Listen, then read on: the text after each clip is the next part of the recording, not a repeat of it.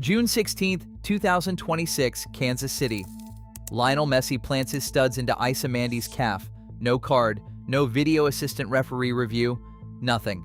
Referees and pundits immediately called it a red. The Algerian Football Federation filed a formal protest. 6 days later, it happened again.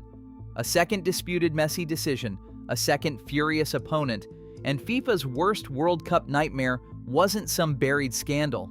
It was exploding in real time. Arrowhead Stadium in Kansas City hosted the Group J opener on June 16th, a match that ended in a 3-0 victory for Argentina. But the central point of contention occurred in the 31st minute. With Argentina leading 1-0, Lionel Messi chased a loose ball and made contact with the right calf of Algerian defender Mandy. Broadcast replay showed the bottom of Messi's boot coming down onto Mandy's lower leg. On-field referee Simon Marciniak blew his whistle and awarded a free kick to Algeria, but issued no card. In the video booth, assistant referee Tomasz Kwiatkowski reviewed the incident and decided not to intervene, concluding the contact did not meet the high threshold of a clear and obvious error. For a global audience analyzing the tournament's governance, this single non-call invited intense scrutiny. The laws of the game are written to apply equally to every player on the pitch, regardless of stature. When a star player escapes disciplinary action for a challenge that typically results in an ejection, it tests the very credibility of international officiating. Immediately following the match, football analysts and officiating experts bypassed the emotional debate to focus strictly on the rules of the game. Former defender Nedum Onuoha called the challenge a clear red card. On ESPN FC, analyst Ale Moreno agreed, declaring the tackle 100% a red card and warning that such leniency directly supports the perception that elite players receive preferential treatment on the pitch. This assessment was shared by former Bundesliga referee Patrick Ittrich. Speaking to German news agency dpa, Ittrich maintained that, by the letter of the law, Messi's action deserved a sending off. He added that had Marciniak issued a red card on the field, the VAR decision would never have overturned it. These authoritative voices shifted the discussion from partisan outrage to a fundamental question of officiating standards, suggesting that tournament governance, not just a single player, was now under trial. At the 31st minute of the opening match, Argentina held a fragile 1-0 lead. A straight red card for the challenge on Mandy would have triggered an automatic one-match suspension under the FIFA disciplinary code.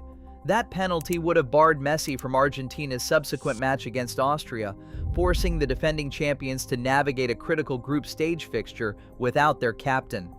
The ripple effect of such a ban extends far beyond a single match. It alters group stage qualification, shifts bracket pressure, and directly impacts broadcasting schedules and commercial partnerships. This structural weight is what elevates a controversial decision from a simple refereeing error into a tournament-shaping event.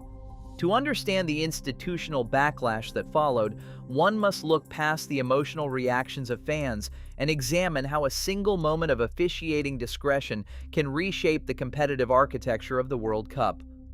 On June 19, 2026, 3 days after the opening match, the Algerian Football Federation bypassed public outcry and filed a formal protest with the FIFA Disciplinary Committee. This procedural filing targeted both on-field referee Simon Marciniak and video assistant referee official Tomasz Kwiatkowski.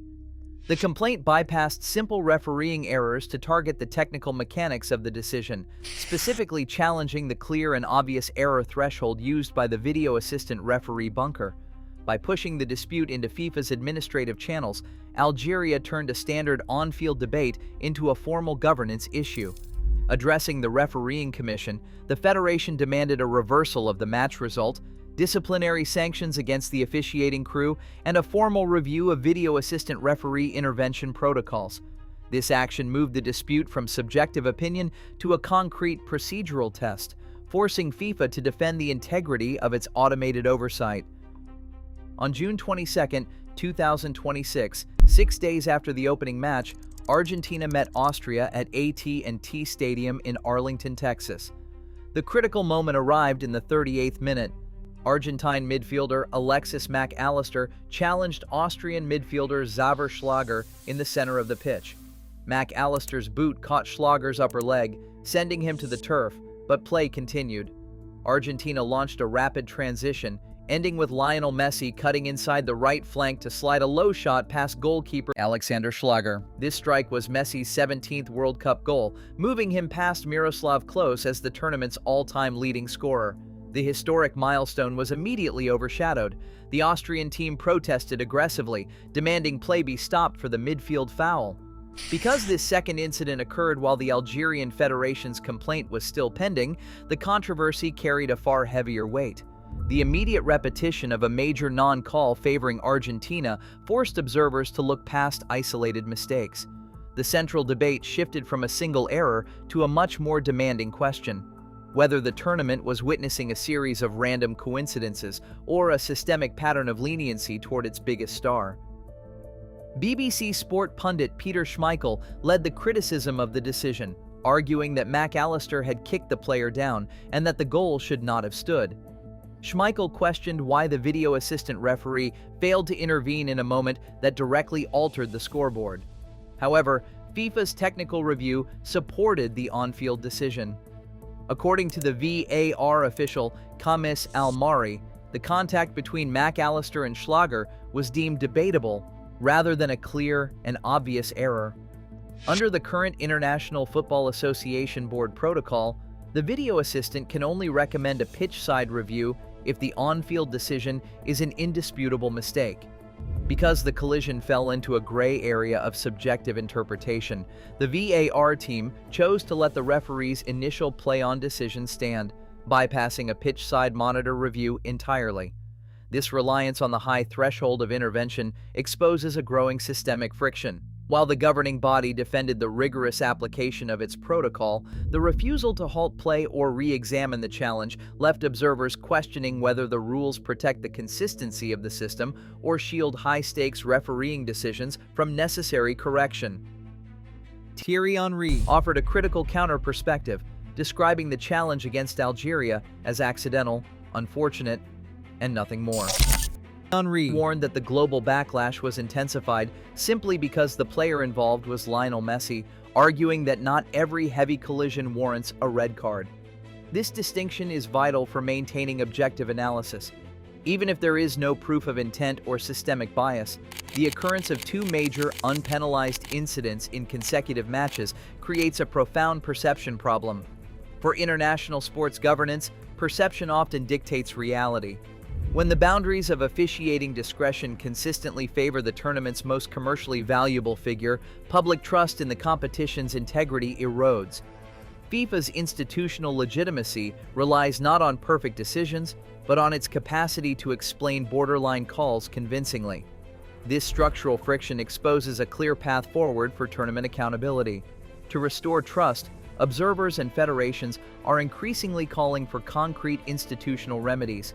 These reforms include publishing the live VAR bunker rationale immediately after disputed reviews, establishing an independent external audit of VAR interventions, and providing precise public clarification on how disciplinary bans are evaluated in borderline cases. Ultimately, FIFA's true test in 2026 rests on whether its systems of governance are transparent enough to survive the scrutiny of the world stage, rather than the simple absence of refereeing errors. The real challenge isn't correcting refereeing errors, but preserving institutional credibility.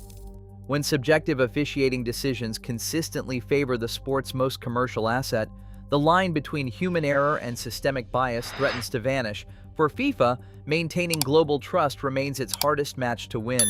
Share your thoughts below.